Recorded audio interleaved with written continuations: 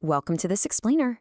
Today, we're going to unpack some absolutely fascinating ideas from YouTuber Tom Scrylius. We're looking at this massive tension between the modern economy, which, let's be honest, is practically engineered to extract your labor, and the search for actual autonomous meaning.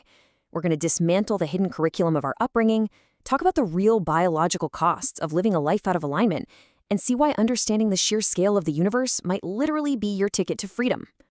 Okay, let's dive right into this. Are you flourishing or are you just surviving? I want you to really think about that for a second. Are you genuinely living a good life, or are you just sort of functioning as an anonymous data point in an economy designed to keep you, well, money whipped? We live in this reality that demands constant performance, nonstop digital attention, and total loyalty to institutions that basically just see you as a number on a payroll spreadsheet. It is so incredibly easy to just survive that Monday to Friday grind without ever stopping to ask, what is this all actually for? If you're feeling utterly exhausted by that routine, you really need to hear this. Your burnout is not a malfunction. It's actually a demand for autonomy. Scrylis talks about this concept of somatic signals. Think about that heavy Sunday evening dread, right? Or the physical tension in your neck, or those knots in your gut when you're just answering a standard work email. Society loves to tell us that if you're exhausted, you just aren't resilient enough. But your body is a way more honest witness to your life than your mind is. It's recognizing a threat. Your body is screaming for autonomy and resisting a system that forces you to suppress your natural instincts. That's not a personal weakness, folks. It's a massive blinking warning signal. So how do we actually fix this? Well, let's look back to the ancient Greeks. They had this profound concept called eudaimonia. We usually just translate that to happiness, but Aristotle didn't mean, having a nice weekend, eating a good meal, or snapping a quick vacation photo. He meant something much slower and heavier. It's the long, steady process of becoming capable, wise, and whole. It's about flourishing and becoming fully who you actually are. Imagine Aristotle walking into a modern corporate office today. His first question wouldn't be about your salary or your stock options. He'd look around and ask, are these people flourishing? And that brings us to another brilliant ancient concept, schole. Now, this is actually the Greek root for our modern word school, but for them, it meant leisure. Specifically, leisure spent thinking, learning, creating, and reflecting. The Greeks saw leisure as the active preparation for wisdom, which is pretty much the exact opposite of just sitting around doing nothing. Today, we frame school and education strictly as preparation for the workforce, but for the ancients, true leisure was the preparation for life itself. And this brilliantly illustrates the stark contrast in how we view time today. We've essentially traded Aristotle's active leisure, that deep preparation for wisdom and reflection, for what is basically a recovery trap. Think about it. Today, leisure mostly just means resting so you can survive wage slavery. We use the digital infinite scroll, we binge endless streaming shows, we just doom scroll to try and come down from the exhaustion of a brutal work week. The economic system creates this wound of exhaustion, and then the attention economy steps right in to sell us the digital bandage to recover from it. It just keeps us trapped in this endless loop. So the crucial point is, how did we get trained to just accept this? Well, it comes down to what Scrylis calls the hidden curriculum. It's basically an architecture of obedience. We love to think that school teaches knowledge, skills, and independence, right? But in reality, it systematically trains us for compliance, hierarchy, and a deep-seated fear of stepping out of line. School literally turned obedience into a measurable outcome. We spent hours memorizing the capitals of countries instead of learning about compound interest or how to build independent wealth. It was elegantly designed to groom you to fear autonomy and crave external validation, basically preparing you perfectly for a 9-to-5 life. And all of this conditioning builds this invisible cage. Scryl describes this incredibly visceral childhood memory. Picture being in kindergarten, leaning your face against the cold chain-link fence, looking out at the world and just wondering what it would feel like to walk away and decide for yourself when to move. Over 30 years, that physical containment calcifies. We internalize those childhood fences and we carry them straight into the corporate office. The rules stop being things we question, and they become things we automatically enforce on ourselves. The hard truth of it all is this. The system doesn't reward truth. It rewards the appearance of alignment. The system isn't broken. It's actually operating with elegant, ruthless efficiency to extract your value.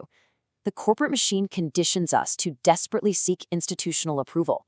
We measure our entire worth by performance reviews, which, if you think about it, are literally just the adult equivalent of a gold star on a kindergarten worksheet. And the truly disturbing part? We defend this training. We call it maturity, and then we pass this suffering right down to our kids as career advice. just hoping the system will somehow be a little kinder to them. Now, what's really interesting about this next point is the sheer scale. 14 billion years. That is the unimaginable timeline of our cosmic universe. Skrylus points out that we constantly inflate the importance of our daily corporate struggles and our little societal status symbols. But in the grand scheme of cosmic time, your life, your mistakes, even the most monumental human achievements, they are incredibly, infinitesimally tiny. Even Steve Jobs famously said he wanted to put a dent in the universe. But in 10,000 years, nobody's going to know who he was or what an iPod was, and the universe absolutely will not care. Which brings us to this incredibly profound, liberating concept, optimistic nihilism. If nothing matters in the grand scheme of billions of years, that realization is actually the ultimate key to your freedom. It's a hugely liberating tool. If your corporate legacy isn't going to echo in eternity, you are finally freed from the paralyzing fear of societal failure. You can stop desperately seeking that corporate validation. When you truly internalize that nothing really matters to the universe, you can just strip away the fear and finally reclaim your life to do what actually fulfills you today. Let's move on and see how this builds into everyday action, because we have to flip the leverage here. Here are 3 practical steps to claiming your digital and personal autonomy. First, the 1-hour sacrifice. Dedicate 60 minutes of focused, high-value work every single day to assets that you own, not your employer. Second, constructive disengagement.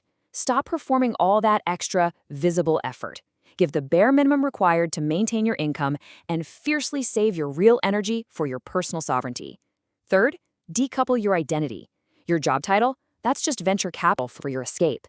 Stop identifying with your labor and start identifying with your freedom. I want to conclude with this incredibly powerful reminder. The fence was never real, and the door was never locked. The constraints we feel, the stress, that endless need to comply, it's all just internalized training. And training can be unlearned. You absolutely do not have to be a cog in a digital pyramid. You have the power to be the architect of your own reality. So as you digest the information in this explainer, I'm going to leave you with one final provocative question. Will you spend the rest of your life chasing a gold star someone else put on the board? Or will you finally realize the door is wide open and step through? I want you to picture a carnival game. The exact kind I'm talking about. You're standing in a stuffy tent, the neon lights are flashing in your eyes, and there's this repetitive, manufactured music looping in the background. Oh, yeah, the kind that just gets stuck in your head for days. Exactly. And you are throwing these cheap plastic rings at a sea of glass bottles. And every time you hit a milestone, maybe you actually manage to hook a bottle, you think to yourself, I did it, I'm winning. Right, which in the real world is, a promotion, a raise, maybe a new job title. Yeah, but if you actually look at the prize wall, the prizes are getting smaller. The cost to buy another bucket of rings just keeps going up. And the worst part, the ring you are throwing is mathematically, physically designed to be just a fraction of a millimeter smaller than the neck of the bottle. So the game is rigged. You are literally supposed to lose. You're supposed to lose. But because you look to your left and you look to your right, and you see everyone else in the tent throwing their rings, sweating, stressing out, trying to win you, you just pretend it's a fair game. You pretend it's the only game in town. It is the ultimate illusion of participation. I mean, we are so completely consumed by the mechanics of the game, the angle of the throw, the cost of the ring, that we never actually step back and look at the architecture of the tent itself. We never ask who built it or why the doors are locked from the outside. Right, and we certainly don't ask if we even want the prizes on the wall anymore. And that question, why we are standing in the tent at all, is exactly what we are tearing apart today. We are doing a deep dive into a profound existential friction that almost all of us feel, but, well, we rarely have the language to describe it. It's the tension between the modern condition of what you could bluntly call wage slavery and the actual human pursuit of autonomous meaning. Yes, and we are exploring this through the brilliant and honestly quite radical perspective of YouTuber and thinker Tom Skrylus. He spent years dissecting this exact friction, and it forces us to ask a deeply uncomfortable question right out of the gate. Are you actually flourishing in your life, or are you just surviving it? That distinction between flourishing and surviving is, well, it's the bedrock of everything we need to discuss today. Because the modern economy, our carnival tent is not broken. That is the first thing we really have to accept. Which goes against everything you hear on the news. Yeah. Right. People love to say the system is broken. They say it all the time, but it isn't. It is functioning with terrifying mathematical perfection. It is a highly efficient architecture designed specifically to extract your labor while keeping you in a state we might call money-whipped. Money whipped. That is such a visceral phrase. It immediately makes my shoulders tense up just hearing it. It should, because it describes a state of low-level, permanent emergency. Being money-whipped means you are paid just enough to survive. Right. Just enough to afford the lifestyle, the car, the commute, the mortgage that keeps you tethered to the job. Exactly. But you are never paid quite enough to actually buy your freedom. You are kept perpetually chasing the next ring toss, living paycheck to paycheck, completely dependent on the system. So the desperation isn't a bug. No, the desperation isn't a glitch in the matrix at all. The desperation is the engine.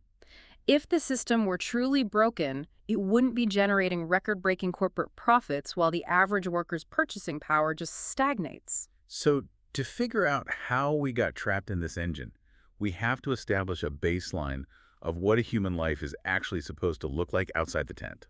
We have to look backwards, like way backward. Thousands of years back, right? To the ancient Greeks, and specifically to Aristotle's concept of the good life. Yeah. Aristotle approached human existence from a teleological perspective, and that basically means he believed every single thing has a purpose, an aim. Like an acorn is aimed at becoming an oak tree. Exactly. A knife is aimed at cutting, and a human being, well, a human is not aimed at a job title. A human is not aimed at a 401k or a middle management position. A person is aimed at a direction of living.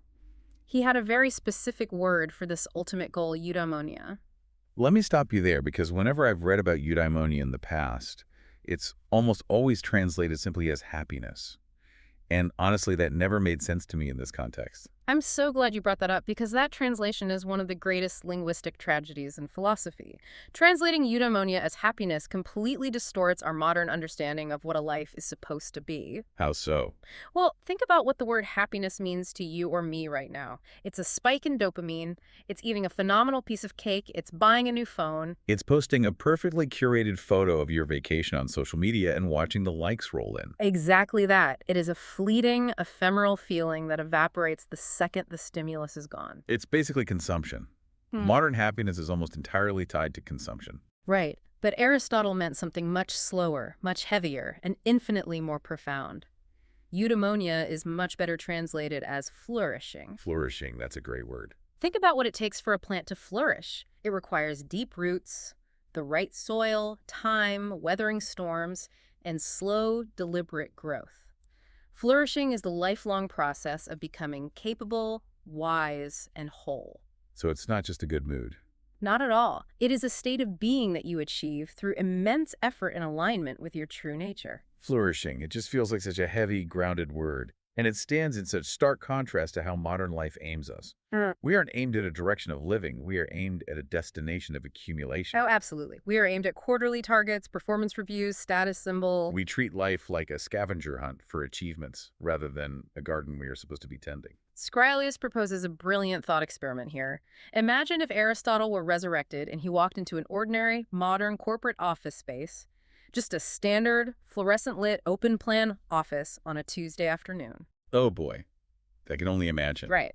His first question to the HR department wouldn't be, what is the average salary here, or what are your Q3 profit margins? His question would be, are the people in this room flourishing? Wow. If I'm completely honest with myself, how many people in that office could actually answer yes to that question while they are deep in the middle of an Excel spreadsheet marathon? Almost nobody. And that leads us to the mechanism of how the Greeks believed you achieved this flourishing. They had another concept that is going to sound completely paradoxical to modern ears. The Greek word is kol. Coal. This absolutely blew my mind when I read the source material, because coal is the root of our modern English word school. It is. But what did kol actually mean to the Greeks? It meant leisure. Wait, hold on. Let's trace the logic there. The ancient word for leisure evolved into the modern institution of school. Today, school is basically a full-time job for kids. It's like the exact opposite of leisure. That is because our definition of leisure has been entirely inverted by the Industrial Revolution. Today, we define leisure as the absence of effort. Like doing absolutely nothing. Exactly. It is turning your brain off, sitting on the couch and binge-watching Netflix because you are physically and mentally obliterated by your job. Yeah, guilty is charged. We all are. But for the Greeks, cold leisure was highly active. It was time specifically protected from the burdens of labor so that you could engage in the hardest work of all thinking, learning, engaging in deep philosophical debate, studying mathematics, reflecting on your own existence. So leisure was active preparation for wisdom. Right. It wasn't about unplugging. It was about plugging into something deeper. So school was originally conceived as a sanctuary of active leisure, a place where you went to flourish. But today, school is preparation for labor. It has been entirely inverted, and because we lost the true meaning of call, we have fallen headfirst into what Scrylius calls the recovery trap. The recovery trap. Man, if there's one concept that perfectly encapsulates the exhaustion of being a modern adult, it is this. The reality is that our leisure time today is not about flourishing. We don't spend our weekends building ourselves up from People Day. We spend them desperately trying to recover from the stress of making money. Scrylius shares a very personal, very telling anecdote about this. His wife, noticing how stressed and burned out he was, bought him a weekend at a spa. The lovely, expensive, thoughtful gift, right? Extremely thoughtful. But while he was lying there, supposedly relaxing, he had this jarring, almost sickening realization. He realized he was paying money he had earned through immense stress and sacrifice at his job in order to temporarily relieve the physical and mental damage caused by earning that money. It is an infinite loop of extraction. You work yourself to the bone to earn the money, to pay for the deep tissue massage, to fix the agonizing knots in your shoulders, which were caused by the ergonomically disastrous chair you sit in for 50 hours a week to do the work. Exactly. You are literally just paying a premium to repair the damage the system inflicted on you. So that you are functional enough to go back on Monday and let it damage you all over again. It is the complete commercialization of basic human restoration. The systemic economy generates the wound, and then the consumer economy expands by selling you the bandage. And the most perverse part, the GDP counts both your labor and your purchase of the bandage as economic growth. Right. But the physical recovery is just one layer. We have to look at how we try to recover mentally, which brings us to the digital attention economy. Because a spa weekend is a luxury. Most days, we are too exhausted to do anything but collapse on the couch and stare at a screen. We just scroll. We engage in a state that sociologists and neurologists call continuous partial attention. Continuous partial attention. That sounds exhausting in itself. It really is. You are never fully inhabiting any single moment. You are watching a television show, but you are also scrolling an algorithmically curated feed on your phone, and you are half listening to your partner talk about their day. All while your peripheral vision is monitoring your laptop screen for a Slack notification from your manager. Precisely. Your cognitive bandwidth is fractured across multiple streams of low-value stimuli. Scrylius illustrates this perfectly with a story about a bus stop. He was standing at a bus stop early one morning in Sweden. There are about 10 people waiting in line, and every single one of them is pitched forward, staring down at their phone, completely absorbed by the glow of the screen. So he decides to run a tiny sociological experiment. Right. He just slowly walks from the back of the line right to the very front. He cuts the line entirely. Completely cuts it. Now, in a normal functioning society, breaking the unspoken social contract of the queue would result in an immediate reprimand. Someone would clear their throat or say something, or at the very least shoot him a dirty look. But what actually happened? Absolutely nothing. Nobody even registered his physical presence. They were biologically standing at the bus stop, but cognitively, they were completely absent. The infinite scroll acts as a digital pacifier. It prevents us from ever being fully present. And if we go back to Aristotle, presence, being fully and intensely engaged in the current reality of your life, is a non-negotiable requirement for eudaimonia. Right, because you cannot flourish in an environment you're not actually inhabiting. Exactly. You're just a ghost in your own life. Okay, so let me play devil's advocate for a second here. Or at least voice the frustration a lot of people feel when we talk about technology. Because if we look at the promise of Silicon Valley over the last 20 or 30 years, the whole selling point of this technology was automation. Oh, the utopian promise of the internet. Yes. The computers, the smartphones, the internet, they were supposed to make us so efficient that we would have more free time. We were promised a 4-day work week and abundant leisure. So how did the exact tools designed to buy us time end up doing the exact opposite? That's a great question. I mean, how did they just remove the boundaries around work so that the office now lives in my pocket, buzzing in my leg while I'm trying to eat dinner with my family? Are you saying the technology failed, or did the system hijack it? The technology functioned perfectly, actually, but it was deployed within an architecture that demands infinite growth. There is a sociological principle that systems will always expand to fill the available space. So it just bled into everything. Technology did not eliminate labor. It eliminated the geographic and temporal friction that used to contain labor. It eliminated the edges. Exactly. Before the smartphone, work generally stayed at a desk inside a concrete building. When you left the building, the work stopped because it physically had to. Right. You couldn't take the filing cabinet home with you. But now, the system has seamlessly expanded into your evenings, your weekends, your vacations, your bed. And because you are constantly accessible, your nervous system is constantly drained. The digital attention economy feasts on that specific exhaustion. It basically preys on us when we are at our weakest. It really does. You get home at 6:30 p.m., you are too cognitively depleted to engage in active culture. You don't have the energy to read a dense book or learn a new language or have a deeply vulnerable conversation with your spouse. So you just surrender to the frictionless algorithmic entertainment of the feed. The system actively creates the exhaustion through boundaryless work and then monetizes your desperate attempts to temporarily escape that exhaustion. Okay, so if we zoom out and look at this, if this modern working condition is so profoundly counter to human flourishing, if it is this exhausting, infinite loop of extraction and digital pacification, why do we do it? That's the million-dollar question. Why do millions of grown, supposedly rational adults set their alarms for 6 a.m. every single Monday to voluntarily walk back into the carnival tent? To understand why we volunteer for our own extraction, we have to look at how we were programmed to accept it. We aren't born wanting to sit in a cubicle for 40 years, staring at a screen until our eyes burn. No kid says that when you ask them what they want to be when they grow up. Exactly. It has to be meticulously taught. We have to examine what sociologists refer to as the architecture of obedience. Which takes us right back to childhood. Yeah. Scrylius traces this profound societal compliance all the way back to a very specific visceral memory from kindergarten. Yeah, this story really struck me. He remembers being a tiny kid, standing on the playground, leaning his back against the chain-link fence that surrounded the schoolyard. He looked at the fence, he looked at the strict schedules, he looked at the teachers forcing the kids to hold hands in straight lines. And he had this pre-verbal realization. He realized that none of this was about playing. Right. It was early conditioning. It was a physical and psychological training ground designed to teach him to fear his own autonomy. He notes that his body recognized he was being contained long before his developing brain had the vocabulary to articulate it. And that containment, the fences, the bells, the lines, is the physical manifestation of what educational theorists call the hidden curriculum. The hidden curriculum. This is one of those concepts that once you see it, you can never unsee it.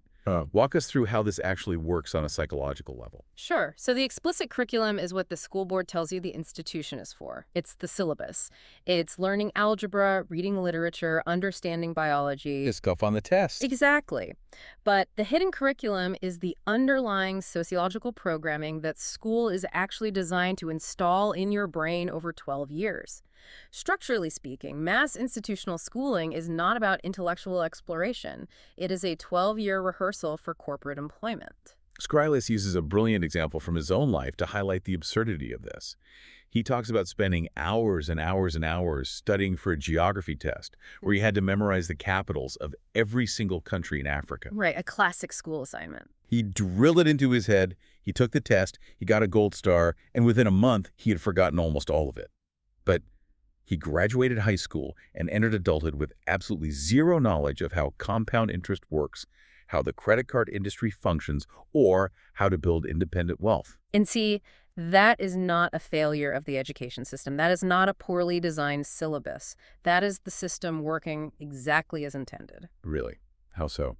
Well, if you want to understand the hidden curriculum, look at what the memorization task actually taught him. It taught him that the work he is assigned doesn't have to be intrinsically useful, meaningful, or applicable to his life. It just has to be completed according to the arbitrary instructions of an authority figure. Precisely.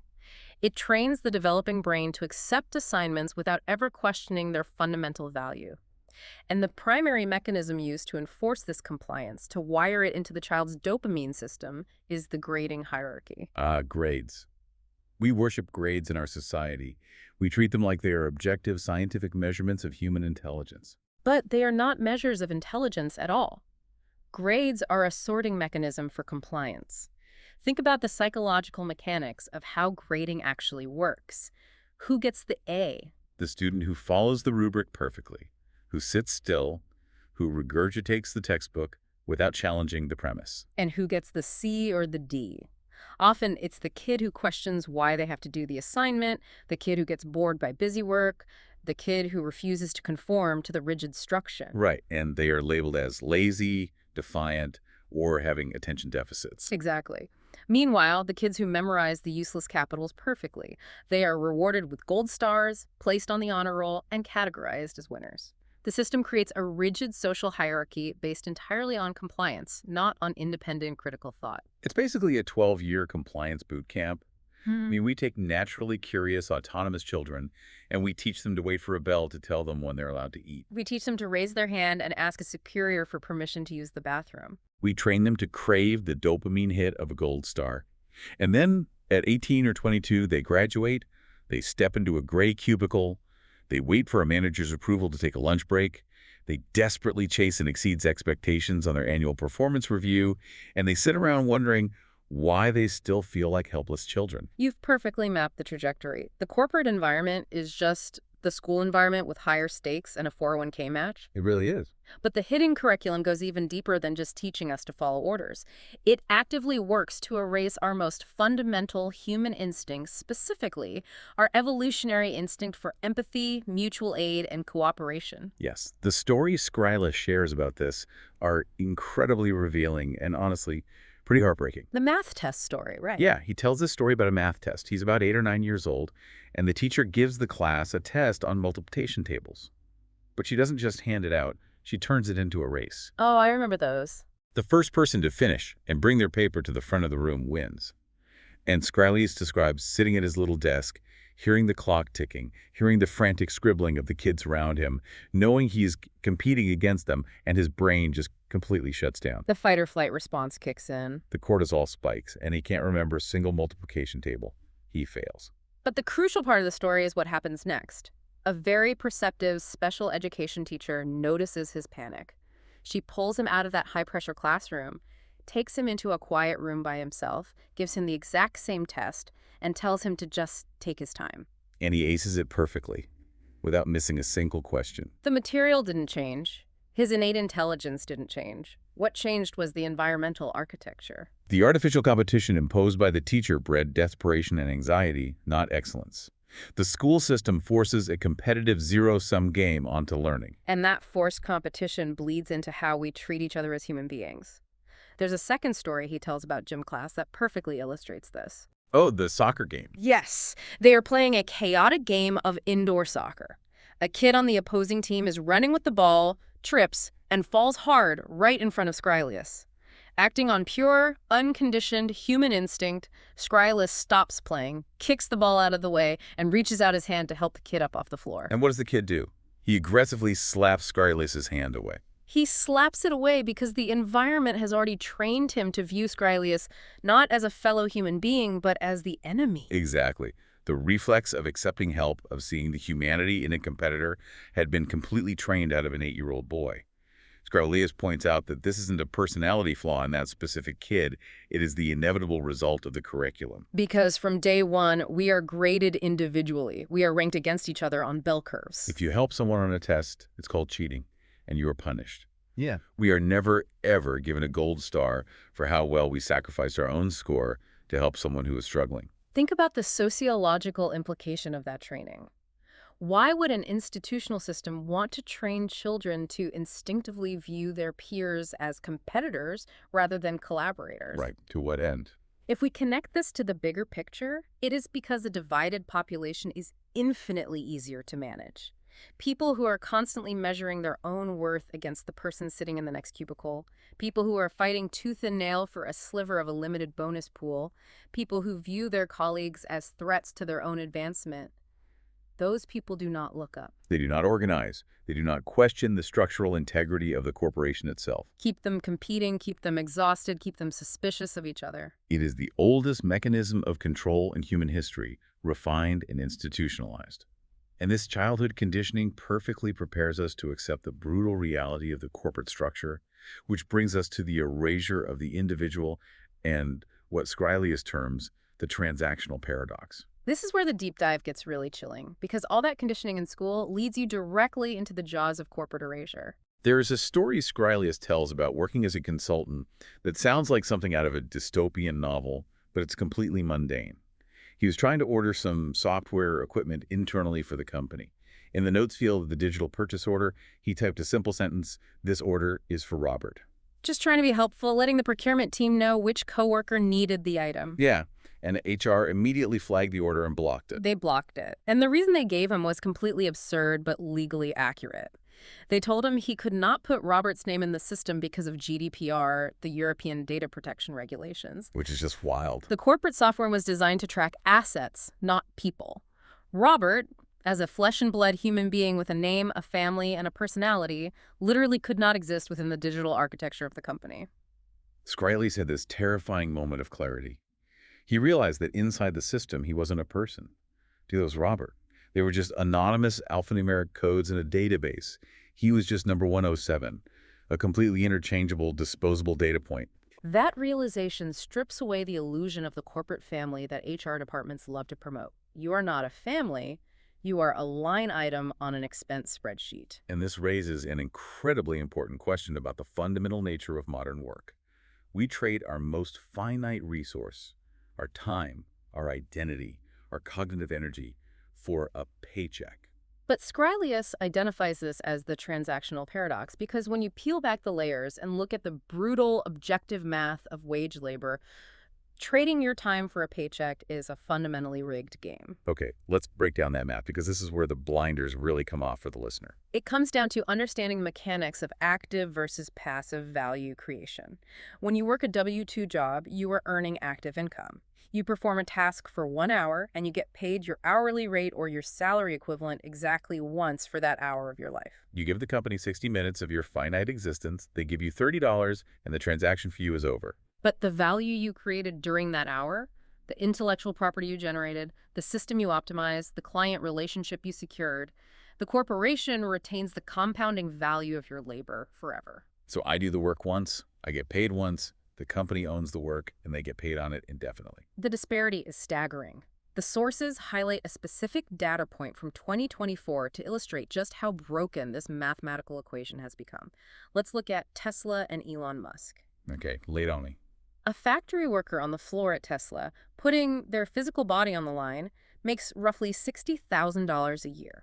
If that worker grinds it out for an entire 40-year career, a lifetime of labor, they will earn a gross total of about $2.4 million. $2.5 million for 40 years of sweat and missed family dinners. Correct. Meanwhile, in that same year, 2024, Elon Musk's wealth was growing at an estimated rate of $24 million per hour. Per hour. I mean, you have to say that slowly for the brain to even process it.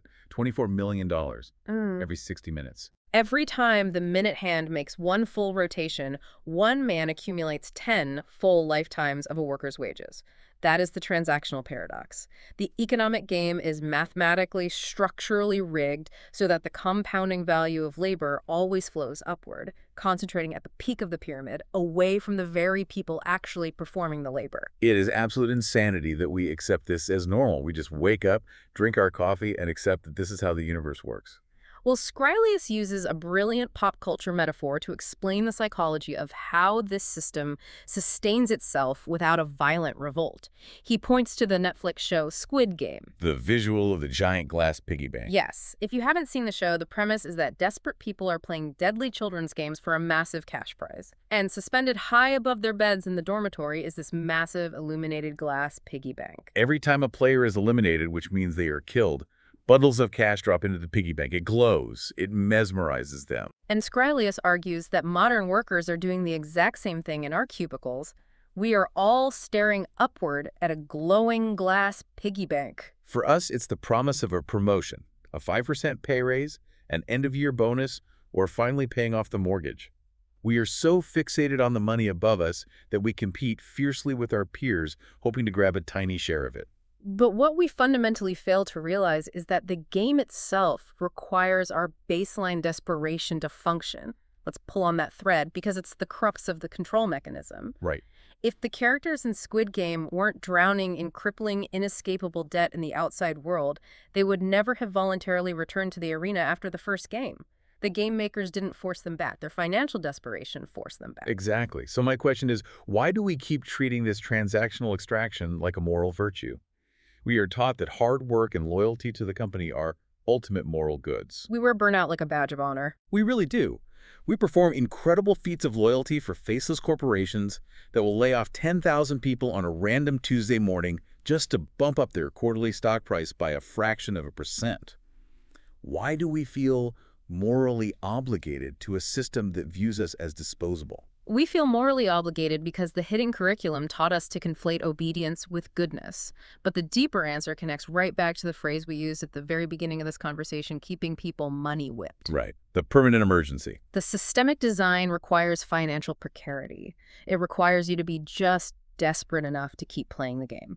Think about it logically. If every single worker in a corporation had enough savings in the bank to survive for 3 years without working, how many of them would actually show up to their cubicles on Monday morning to do a job they hate? X to zero. The traffic on the highway would disappear overnight. The system requires you to live paycheck to paycheck to maintain its leverage over your time. That is why consumer culture constantly pushes lifestyle inflation. It encourages you to take on massive 30-year mortgages, 72-month car loans, and revolving credit card debt. Because every single piece of debt you acquire is a thread of dependency. It is a leash that ensures you will continue to comply, you will continue to show up, and you will continue to trade your irreplaceable finite time on this earth for a microscopic fraction of the value you produce. Okay, so the conscious mind is tricked. We are conditioned by the hidden curriculum in childhood. We rationalize the bad math of the transactional paradox in adulthood, and we blindly stare at the glass piggy bank. But here is where the story gets incredibly visceral.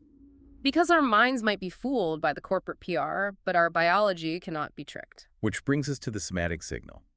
Your physical body is the ultimate honest witness to your life. The physical cost of this existential misalignment is brutal. And Scrylius has a great, or rather terrible, example of this with his wife. Right, Scrylius shares a story about his wife, who works as a social worker. Now, she is doing incredibly noble, important work. She is helping vulnerable people. But the systemic stress, the bureaucracy, the lack of resources, it's so overwhelmingly high that she comes home from work every single night, lies down on the living room floor, and places a hard rubber ball under her neck. Just trying to forcefully release these chronic, agonizing muscle knots. And Scrylius details his own severe physical responses to the corporate grind. He wasn't just stressed, his body was actively rebelling. His blood pressure spiked so dangerously high that it actually sent him to the emergency room. Wow. He talks about the humiliating reality of hiding in the office bathroom, sitting in a stall, doing deep breathing exercises just to stave off full-blown panic attacks. He describes waking up every single Monday morning with his gut tied in hard, painful physical knots. It is literally like his body is sounding a blaring red alarm. Yeah. And, you know, it is not like an alarm. It is quite literally a biological alarm system. And to understand why it manifests in the stomach, we have to look at something called the enteric nervous system. The enteric nervous system. I've heard of that. We use the phrase gut feeling all the time as a metaphor, but it is grounded in hard biology. Your gastrointestinal tract is lined with hundreds of millions of neurons. It is often called the second brain. It processes environmental stimuli, threats, and stress completely independently of your conscious, rationalizing brain. So when Scrylius' stomach knots up at 6:30 a.m. on a Monday, that's not just him being nervous about a meeting. That is his enteric nervous system rapidly processing his environment and recognizing a fundamental threat to his well-being. Precisely. The prefrontal cortex, the logical part of the brain, is up there spinning narratives. It's saying, we need this job to pay the mortgage, the health insurance is good, we up for a promotion, just push through it. But the gut knows the truth. The enteric nervous system bypasses all that logic. It just feels the structural lack of autonomy, the constant cortisol spikes, the existential threat of the environment, and it triggers a physiological defense mechanism. This completely changes how we should look at burnout. Corporate culture treats burnout as a psychological failure of the individual. If you burn out, it's because you aren't resilient enough, or you didn't practice enough self-care, or you need to download a corporate-sponsored meditation app. Right, blame the victim. What Scrylius argues and what the biology supports is that burnout isn't a malfunction at all. Burnout is a somatic demand for autonomy. It is your body aggressively tracking the fundamental lack of alignment in your life. There's a fascinating historical parallel that Scrylius draws here. Yeah. He looks back at the 19th century Industrial Revolution. This is a great comparison. You had these factory workers who were suddenly forced to work brutal 14-hour shifts in horrific, unsafe, repetitive conditions. And they started developing all these bizarre physical symptoms and mass fainting spells, uncontrollable tremors, chronic fatigue, partial paralysis. And the medical establishment of the time diagnosed it as a condition called neurasthenia, or nervous exhaustion. And how did the 19th century doctors treat this epidemic of nervous exhaustion? They prescribed bed rest, or tonics, or trips to the seaside. Exactly. They prescribed rest to the individual, but they never once questioned the brutal, mechanized factory conditions that were causing the mass exhaustion in the first place. They treated the symptom and completely ignored the systemic disease. And we do the exact same thing today. We prescribe mindfulness seminars, yoga retreats, and spa weekends to treat modern burnout, but we refuse to question the 40-hour work week, the constant digital surveillance, or the transactional extraction that is literally making us sick. But here is the ultimate proof that it's about autonomy, and not just about the difficulty of the work. Scrylius shares a story about doing tax accounting for his own independent business. Oh, I hate doing taxes. Right. Anyone who has run a small business knows that doing your own taxes is incredibly stressful. He talks about being terrified of making a mathematical error and getting heavily fined by the Swedish tax authority. The stakes were very high and work was highly complex. But he noticed something amazing as he sat there doing this stressful work. He didn't get the physical gut knot. He didn't have the panic attacks. His blood pressure didn't spike. Why? Because of what we can call the autonomy exception. Right. Even though the work was hard, tedious, and carried high stakes, he had total unmitigated sovereignty over it. He was doing it for himself. He owned the consequences and he owned the rewards. It's a profound realization that shatters the corporate myth. Hard work does not necessarily cause burnout. Powerlessness causes burnout. A lack of agency causes burnout. I love this analogy. It's like your conscious mind is the corporate PR department, desperately trying to spin the narrative, drafting press releases, telling you to be grateful for the job, to push through for the promotion, to be a team player. But your physical body is the whistleblower, leaking the absolute, undeniable truth to the press. That's a perfect way to put it. You cannot out-meditate a systemic violation of your sovereignty. You can't deep breathe your way out of a cage. You cannot. Your biology will eventually force the issue. The body always keeps the score. So this brings us to the precipice. If the body is screaming for a way out and the mind is deeply trapped by decades of conditioning, how do we actually break the chains? How do we stop throwing rings at the rigged bottles and walk out of the carnival tent? Exactly. This takes us into the most controversial, but honestly the most exhilarating and liberating part of this entire deep dive. Scrylius calls it the manifesto of the meaningless. Or, to frame it in more philosophical terms, optimistic nihilism. Okay, I have to admit, when I first read the words optimistic nihilism, my brain rejected it. It sounds like an oxymoron.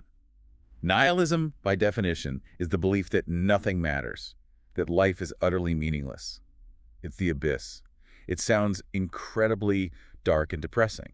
It does sound dark, but only until you examine what that realization actually achieves in practice. Scrylius invites you to perform a radical shift in perspective. He asks you to look at the grand scheme of time. Like, historically. Broader than that. Not next quarter, not next year, but 10,000 years from now. In 10,000 years, absolutely nothing you do today will matter. Nobody will remember who you were. He uses Steve Jobs as the ultimate example for this, right? Yes. Steve Jobs was obsessed with putting a dent in the universe. He changed global communication. But in 10,000 years, nobody will know who Steve Jobs was, and nobody will have any concept of what an iPhone was. It will all be cosmic dust. And here is where the concept flips from terrifyingly dark to profoundly liberating. If nothing actually matters in the grand scheme of the universe, then failing doesn't matter. Exactly.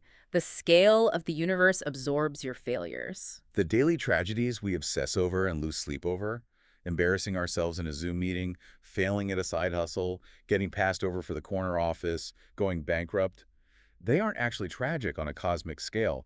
They are totally insignificant. Scralius argues that the heaviest, thickest chain keeping us locked inside the carnival tent is the fear of what other people think, the fear of external judgment. The realization that every single person who is currently judging you will eventually be forgotten entirely strips away the power of their judgment. It completely neutralizes the desperate need for institutional approval that was beaten into us by the hidden curriculum. Why are you contorting your personality, destroying your health, and betraying your own values to please a middle manager whose name will be lost to history in 3 generations? But hold on, let me push back here on behalf of the listener. Because if I truly internalize and accept that nothing matters, isn't that just a recipe for total paralyzing apathy? I can see how you'd think that. If the universe doesn't care if I succeed or fail, if it's all going to be dust anyway, why should I even bother getting out of bed in the morning? Why try to build anything, love anyone, or improve my life? That is the crucial distinction, and it's exactly why the word optimistic must precede the nihilism. Passive nihilism leads to despair and apathy. But optimistic nihilism doesn't mean you shouldn't care about your own life. It means you shouldn't care about the manufactured artificial metrics of success the society has handed you. The gold stars, the grades, the performance reviews, the luxury car to impress the neighbors. Precisely. It clears the slate. If the universe does not dictate a grand, objective meaning for your life, and if you realize that the corporate structure's definition of meaning is just a manipulative trap designed to extract your labor, then you are left completely free. Free to do what? You are entirely free to decide what actually matters to you. It forces you to ask the terrifying but beautiful questions. What do I want to build? Who do I want to be? How do I want to spend my finite hours? It replaces the crushing anxiety of societal expectation with the limitless freedom of personal invention. It is the ultimate permission slip to stop playing a rigged game. If the prizes are worthless, you can just drop the plastic rings and walk away. Yes. And armed with that philosophical freedom, we can finally move from the abstract to the tangible. We can look at the concrete, actionable path to reclaiming your autonomy. Right, because Scralius doesn't just leave us staring into the liberating void of the cosmos and say, good luck. No, he offers a very specific, highly actionable 3-step blueprint to escape the maze. And step 1 is something that has actually gotten a lot of cultural traction recently, though often misunderstood: constructive disengagement, or as the internet algorithmically dubbed it, quiet quitting. But Scralius frames it differently than the media does. He doesn't frame it as laziness or entitlement. He frames it as an essential act of personal sovereignty. He ran this incredible, nerve-wracking experiment on his own life to prove this. He realized he was performing all this extra effort at his corporate job just to look good. He was performing the optics of hard work. So, armed with his optimistic nihilism, he quietly stopped. He stopped going to optional meetings that had no real agenda. He stopped replying to emails after 5:00 p.m. He stopped volunteering for extra projects that didn't come with extra pay. He entirely stopped performing the ritual of visible effort. And what was the result of this experiment? Nothing. That's the craziest part of the story. He waited for the hammer to fall. He waited to get called into his boss's office, reprimanded, and fired. But nobody even noticed. The company kept functioning.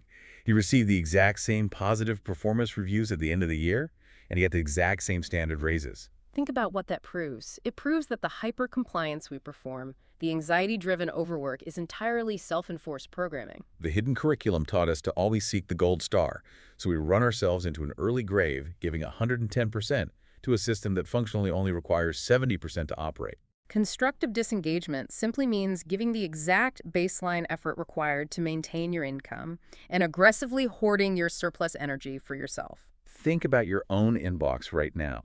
Picture it.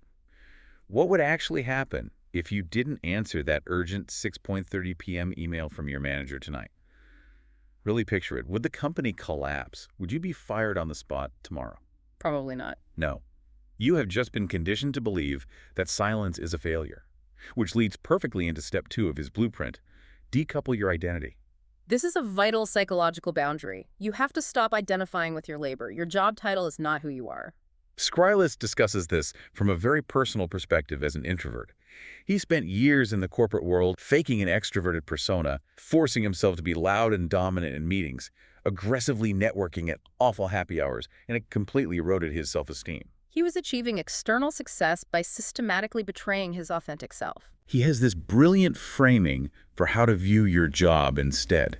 He says your job is not your identity. Your job is just venture capital funding your eventual escape. I love that. Right. The paycheck isn't a measure of your worth. It is just capital you are raising to build your actual life on the side. You must stop betraying your biology and your values for hollow corporate achievements. And that capital, both the financial money you earn and the cognitive energy you save through constructive disengagement, must be heavily invested into step 3.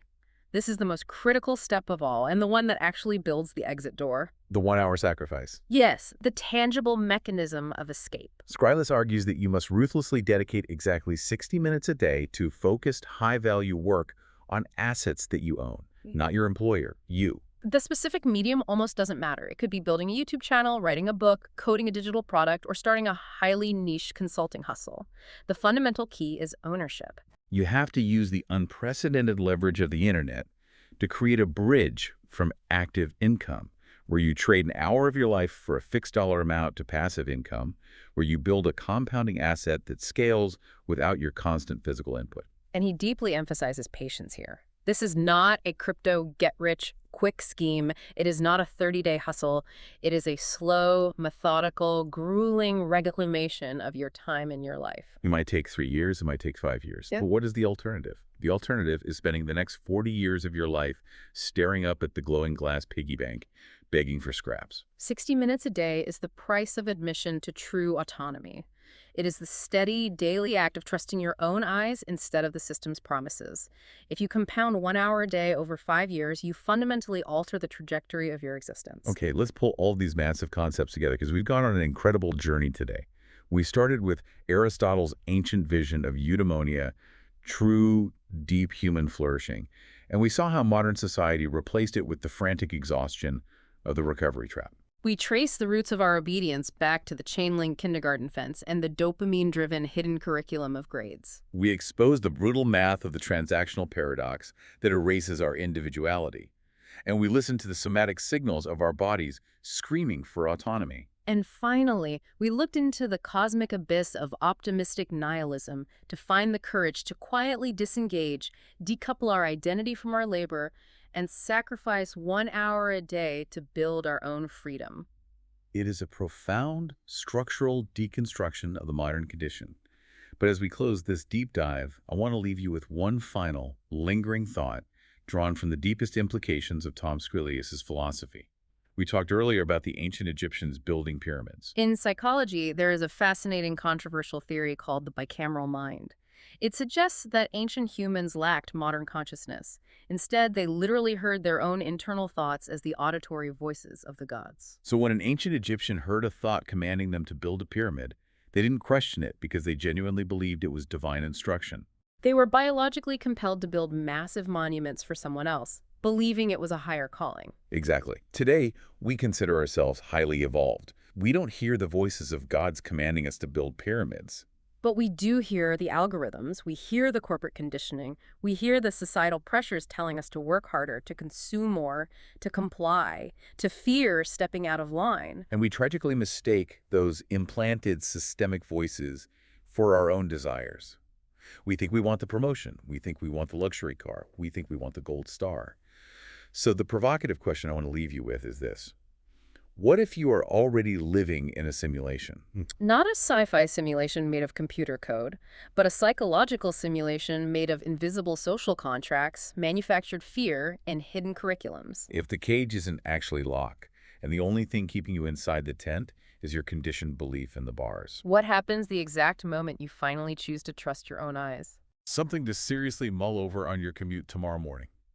Thank you for joining us on this deep dive into the architecture of modern work, the pursuit of flourishing, and the path to reclaiming your life. We will see you next time.